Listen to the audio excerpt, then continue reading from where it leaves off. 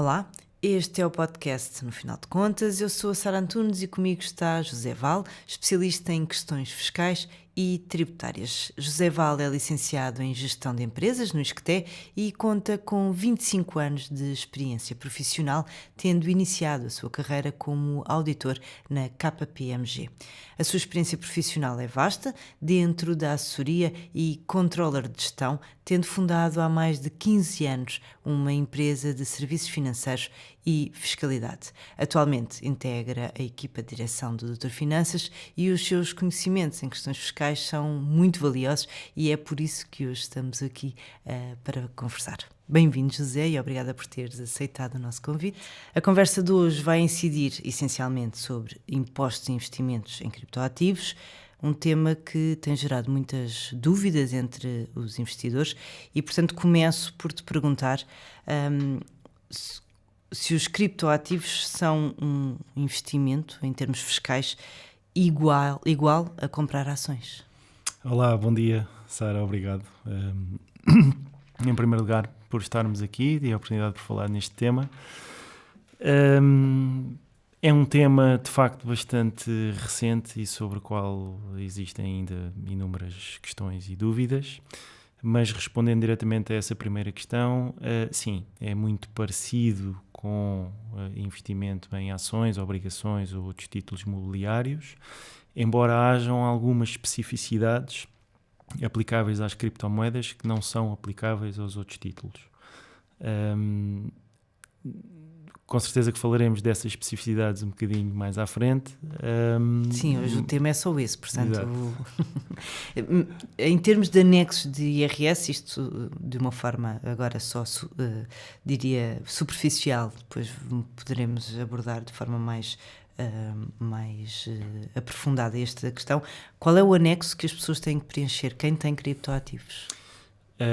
Da mesma forma que o anexo G é aplicável às ações, obrigações e outros títulos, para as criptomoedas também é o anexo G.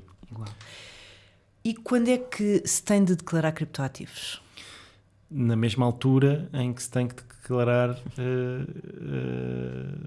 no caso das ações, obrigações e outros fundos, ou seja, no momento da venda. Só há rendimento quando há alienação ou venda de ativos, neste caso de criptoativos. E, portanto, isso quer dizer que só tem de declarar quem vendeu e já não tem, portanto, que ficou com esse dinheiro. Sim, quem vendeu a totalidade ou uma parte. Certo.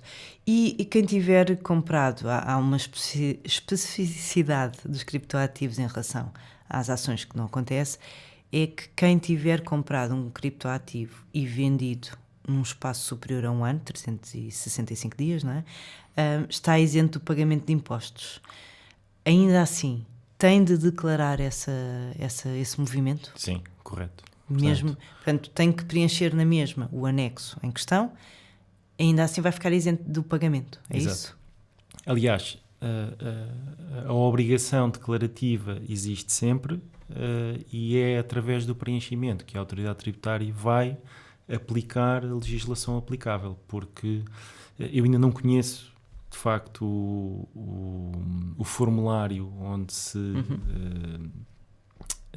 inscreverão esses dados, uma vez que estamos a poucos dias do início do preenchimento da declaração de IRS. Mas este é o primeiro ano em que de facto há essa obrigatoriedade. Exatamente, não é? Portanto nós deixámos de ser um país cripto-friendly, chamemos-lhe assim, desde o final de 2022, portanto para todo o ano de 2023, que vai ser agora declarado, há que inscrever esses valores no respectivo formulário e na declaração, mas com certeza que será muito igual àquilo que é o esquema feito para as ações, obrigações e outros títulos mobiliários, ou seja, nós devemos preencher a data da aquisição, a data da alienação e os respectivos valores de compra e venda.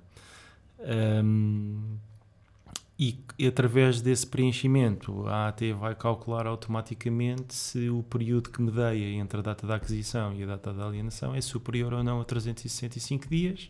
Se assim for, não aplicará qualquer tributação. Se for inferior, aplicará a tributação que se impõe nesse caso. E se eu tiver um investimento há mais de um ano e sei que estou isento de pagamento de impostos e não o declarar?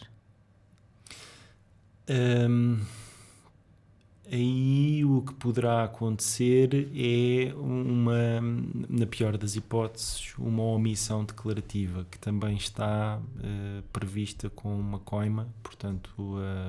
não é recomendável? De todo.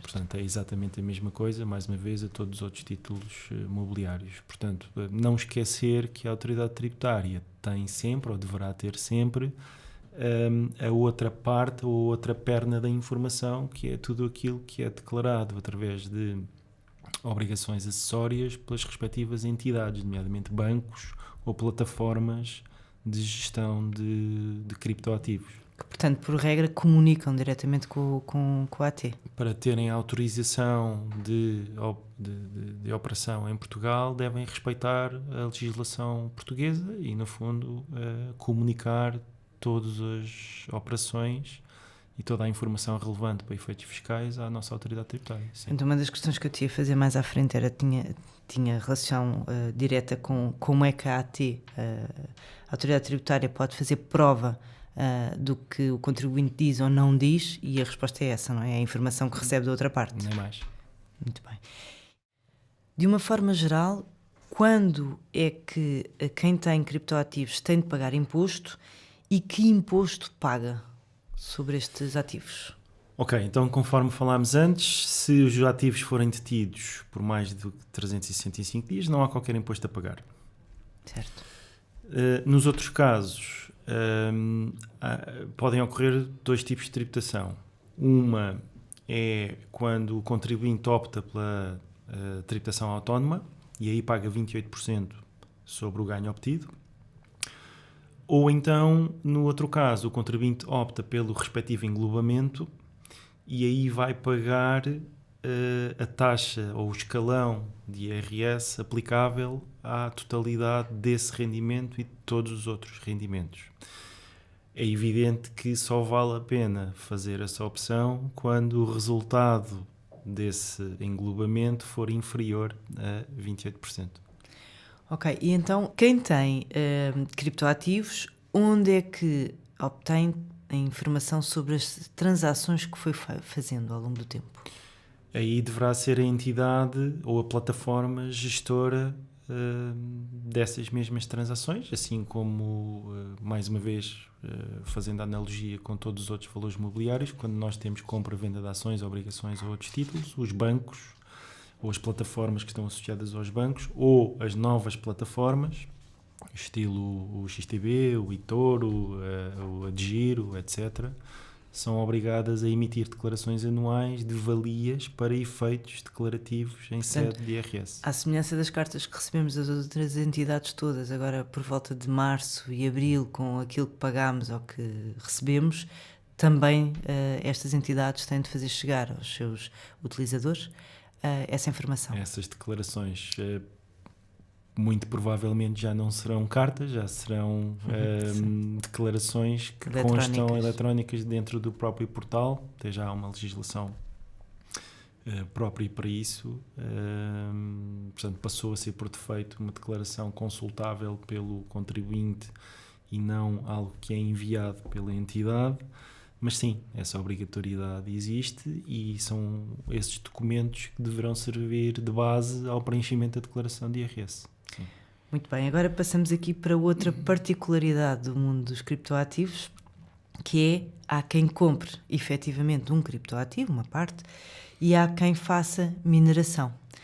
No caso da mineração, quando é que é preciso declarar este rendimento? Se é preciso declarar, é no momento em que se vende efetivamente um ativo ou quando se recebe um ativo em resultado dessa mineração? É uma excelente pergunta, mas mais uma vez, Sara, é no momento em que se vende, em que há a realização da venda ou a obtenção do ganho.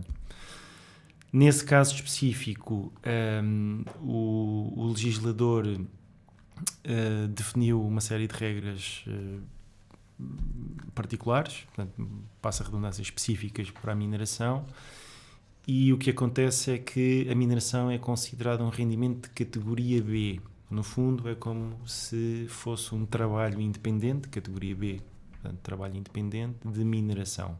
Okay. E como sabemos,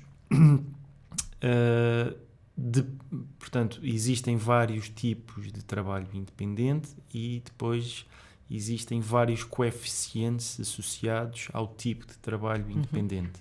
Aquele que nós estamos mais habituados ou com o qual estamos mais habituados a operar é o coeficiente de 0,75 ou 75%, que associamos aos recibos verdes na prestação de serviços. Portanto, sempre que emitimos um recibo verde e faturamos 100 euros, por exemplo, para efeitos fiscais, contam apenas, no regime simplificado, 75 euros dessa fatura, desse recibo verde ou desse rendimento para efeitos fiscais. Portanto, há 25 que não têm qualquer tributação e só são sujeitos a tributação 75. No caso da mineração, esse coeficiente é 0,95, ou seja, 95%. E o legislador explicou porque é que atribuiu um coeficiente tão grande à mineração e está essencialmente ligado a questões de sustentabilidade. Portanto, a mineração consome muitos recursos, nomeadamente energéticos, e houve uma tradução ou uma penalização desse facto no coeficiente aplicável. Portanto, sempre que há mineração, considera-se que 95% daquilo que é obtido é tributado. Só é tributado, mais uma vez, no momento da alienação, e é considerado um rendimento de categoria B e não de categoria G, conforme o que falámos anteriormente. Muito bem. E no caso, portanto, o valor que é dado, qual é o valor, no caso da mineração, qual é o valor de compra? Como é que se define esse valor? É zero. É zero? É zero. Ok. Portanto, vai ser 95% do total. Ok. Ou seja, não há bem esse conceito. Para responder diretamente a essa pergunta, o valor para efeitos matemáticos é zero, mas o conceito não é bem esse. É a mesma coisa que perguntar qual é o valor de compra do serviço que eu presto. Ok? Portanto, a autoridade tributária, no seu regime simplificado, diz assim: eu considero, de forma simplificada, bem ou mal, que quando presto um serviço, há 25% desse valor que não deve ser tributado, porque presumimos que, entre outras coisas, são gastos necessários à prestação desse serviço. Fazendo a analogia para os criptoativos, a autoridade tributária considera que 5%, e somente 5% desse valor, são gastos relativos à obtenção daquele ativo ou dessa criptomoeda. E, mais uma vez, o coeficiente é bastante alto por questões de sustentabilidade, principalmente. José, ainda regressando à declaração e pensando na mineração, não é? Que tem que ser feita na categoria B. Nesta categoria não há apenas a questão da prestação de serviços, não é? Não há apenas a questão, penso que estás a perguntar, não há apenas a questão da mineração. Certo. Ou seja, corretíssimo, dentro da categoria B estão previstos, para além da mineração, estão previstos serviços relacionados com criptomoedas. Certo. E aí o coeficiente, em vez de ser 0,95 ou 95%, é 0,15%, 15%. Ou seja, todos os serviços diretamente relacionados com a emissão ou a prestação de serviços relacionados com criptomoeda são tributados em 15% ao invés de 95%, como é o caso da mineração. Muito bem, portanto há aqui uma outra... Há uma diferença significativa dentro da mesma categoria de rendimento, portanto prestação de serviços no âmbito de criptomoeda, há uma diferença muito significativa entre mineração e outros serviços associados, nomeadamente emissão, etc. Muito bem. Na verdade, quem tem ativos que são resultado de mineração tem que olhar para isto como uma prestação de serviço e não como uma mais-valia de investimento. Sim, para efeitos fiscais. Certo. Para efeitos fiscais. Há quem invista, isto é outra particularidade deste universo, há quem invista na compra de criptoativos e depois há quem invista, compra num primeiro momento, mas depois vai trocando de ativos. Não os vende, mas troca de moeda para moeda. Neste caso, quando é que se considera que é preciso declarar e que há uma venda, efetivamente? Chegámos a $1 million question. Sara, bom, o que é que acontece? De facto, está previsto, neste caso no número 20 do artigo 10º, que quando portanto, a autoridade tributária usa estes termos. Quando a contraprestação da venda é ela própria uma criptomoeda, não há lugar a tributação.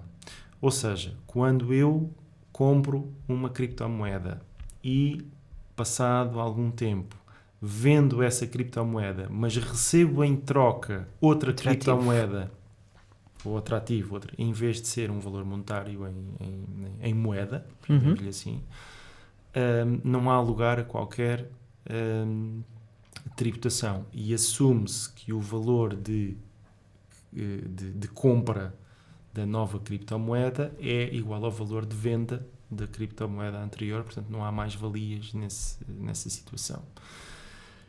O problema, ou a grande questão, coloca-se quando de facto eu no fim dessa cadeia troco ou vendo a criptomoeda por moeda. Portanto, ou qual é a data que é considerada como data de aquisição?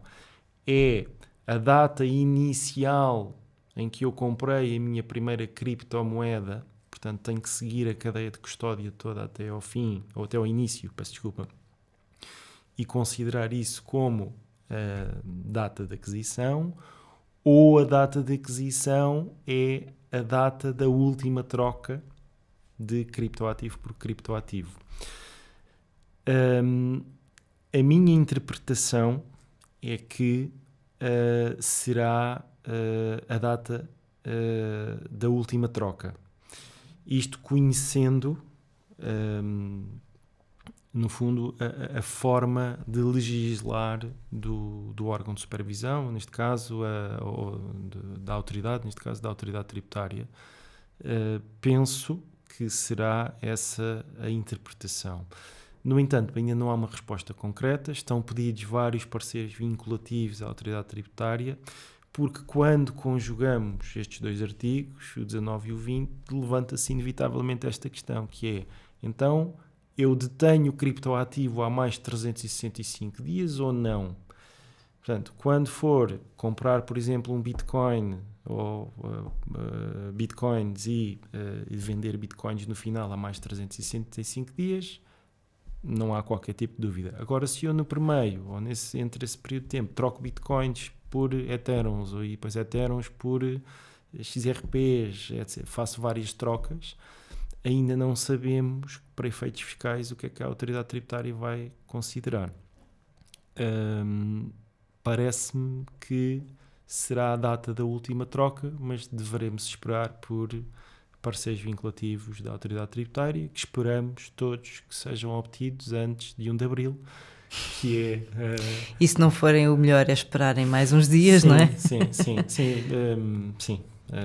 Depende um pouco. Sim, também. Porque este é um dos temas que as pessoas têm procurado, e uma das respostas que têm procurado. E fará toda a diferença entre pagar ou não pagar imposto. Certo. Portanto, certo.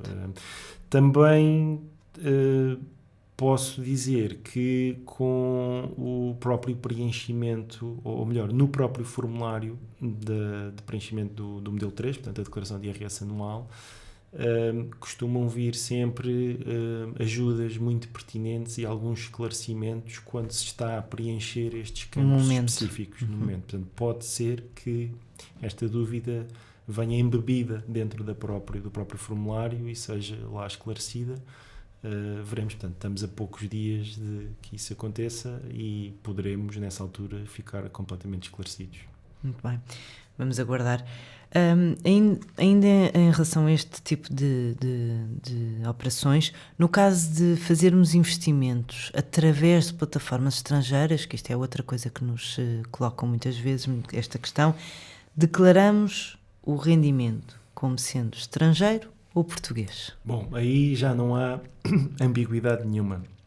Há alguma complexidade na obtenção da informação, é um facto, mas tudo aquilo que sejam títulos estrangeiros configuram rendimentos de categoria J, ou seja, obtidos no estrangeiro, mesmo que sejam transacionados através de plataformas portuguesas. Ok, portanto aqui a questão não tem a ver com a plataforma em si, mas o tipo de ativo. Exato, tem a ver origem com uma do coisa ativo. mais específica até, que é o ISDIN do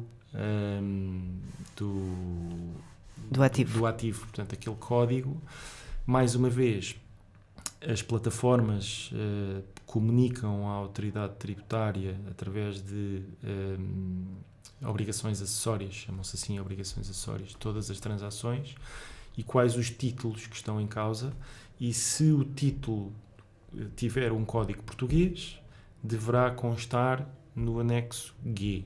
Se o título tiver um código estrangeiro, independentemente da plataforma em que seja transacionado, deverá constar no anexo J. Este é um esclarecimento já prestado pela autoridade tributária e que é complementado também nesses esclarecimentos, em que depois, no final, a tributação, quer seja através do anexo G ou quer seja através do anexo J, vai dar ao mesmo. A tributação vai ser a mesma. Este é o esclarecimento que a autoridade tributária presta. No entanto, permite-me fazer aqui uma ou duas ressalvas, porque a minha interpretação é que sim, pode dar o mesmo, mas é preciso saber qual o caminho a escolher. Ou seja, quando se preenche o anexo J, é preciso saber onde preencher o anexo J também, e depois responder a algumas questões, nomeadamente de englobamento ou não, dentro do próprio anexo J, que levarão ao mesmo tipo de tributação. Além disso, depende um pouco do regime de residência fiscal ou não em Portugal. Portanto, na esmagadora maioria dos casos, ou melhor, vou ser mais prudente, na maioria dos casos sim, vai dar a mesma tributação. No entanto, é preciso o contribuinte estar atento à forma em que preenche o anexo J para garantir que tal aconteça. Ok, eu vou fazer aqui quase um resumo destas coisas, só para quem nos está a ouvir e a ver, ficar aqui com uma noção. Portanto, quem tem criptoativos e os vende num espaço superior a um ano, não tem de fazer, está isento de pagamento, mas não de declaração ao fisco. Quem tem há menos de um ano tem de fazer declaração e pagar o imposto relacionado. Sendo que quem fizer troca de ativos entre eles, não tem de declarar na declaração de IRS todas as trocas que fez. A única coisa que terá que declarar, de facto, é o valor de compra de um determinado ativo. Desculpa, Sara, não sabemos se não terá que declarar todas as trocas. É outra se não questão. As vender? Se não as vender...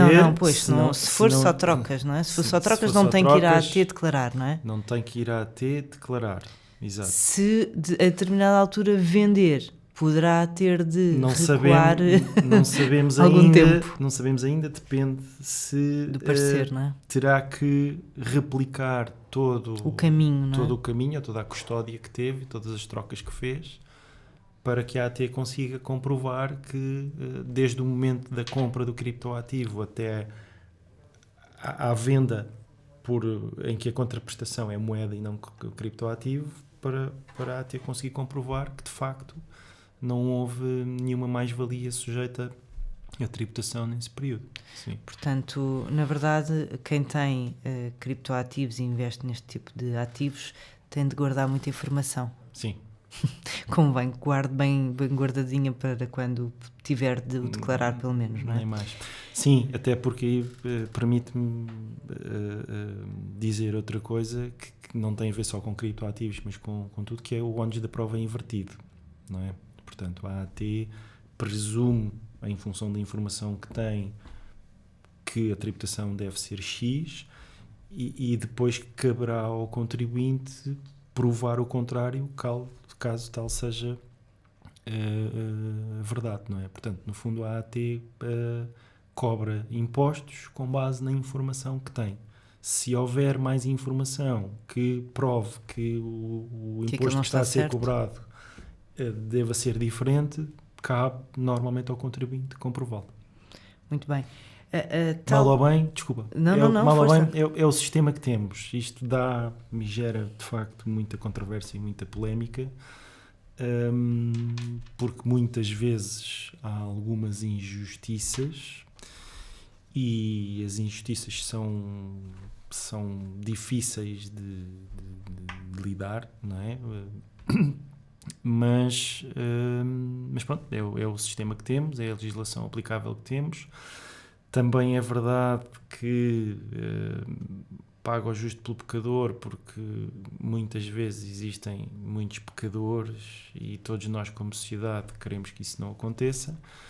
Eu, em particular, acho que pagar o justo pelo pecador é, de facto, muito mau.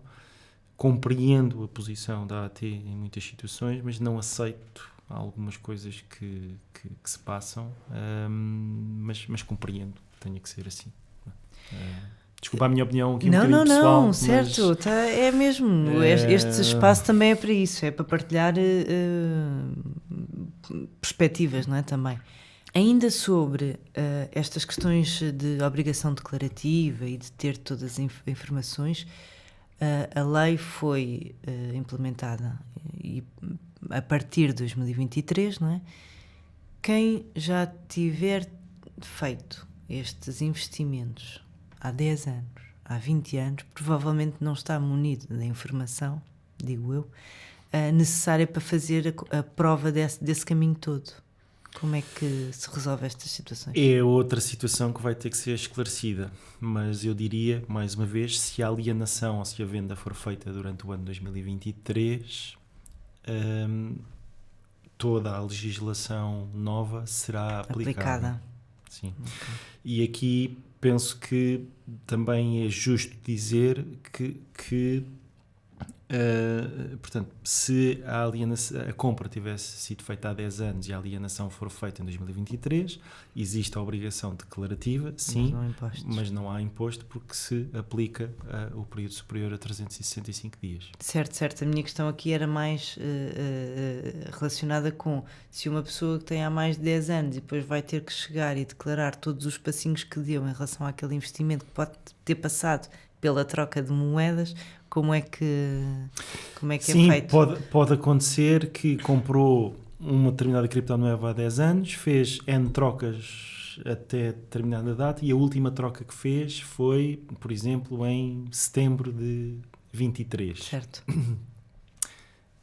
Cai dentro da dúvida que todos temos e que esperamos que a AT esclareça em breve se há ou não lugar à tributação e o que é que conta como data de aquisição, se é setembro de 23 ou se há 10 anos atrás. José, estamos mesmo a terminar. Pergunto-te, no final de contas, se tiveres de partilhar aqui algumas dicas ou recomendações a quem tenha criptoativos e queira perceber como é que vai atuar neste período declarativo que começa a 1 de Abril, o que é que partilharias com estas pessoas? Bom, em primeira instância é uma recomendação genérica que é informarem-se devidamente de toda a legislação aplicável. Dito isto... Sinto que muitas pessoas depois não conseguem perceber, não é? Era isso que eu ia dizer. Dito isto, como em muitos casos não é obviamente a área de especialidade de muitos dos contribuintes, a minha clara sugestão é pedirem um aconselhamento especializado. Portanto, existem um conjunto de profissionais no nosso país que poderão ajudar ao devido preenchimento da declaração. E nesses casos acho que será de facto muito pertinente pedirem-nos ajuda ou outra entidade qualquer que consiga interpretar e acautelar todos os interesses do contribuinte, até porque, como nós sabemos, depois qualquer tipo de chatice que possa derivar daqui não é de todo aconselhável e pode causar muitas dores de cabeça e perda de tempo e depois até dinheiro para ser resolvido. Portanto, a minha clara sugestão é que recorram a um especialista, não é? Se consigam preencher a declaração e declarar tudo aquilo que há para declarar de uma forma mais correta possível à primeira. Portanto, é um daqueles investimentos que se faz para se garantir que normalmente se poupa o retorno dinheiro e tempo e trabalho. Normalmente esse investimento tem um retorno mais do que garantido e em vários múltiplos. Sim. Muito bem. Obrigada, José, por teres aceitado o nosso convite. Este foi No Final de Contas, com José Val, especialista em questões fiscais. Quanto a nós, continue a acompanhar-nos em doutorfinanças.pt e nas habituais redes sociais.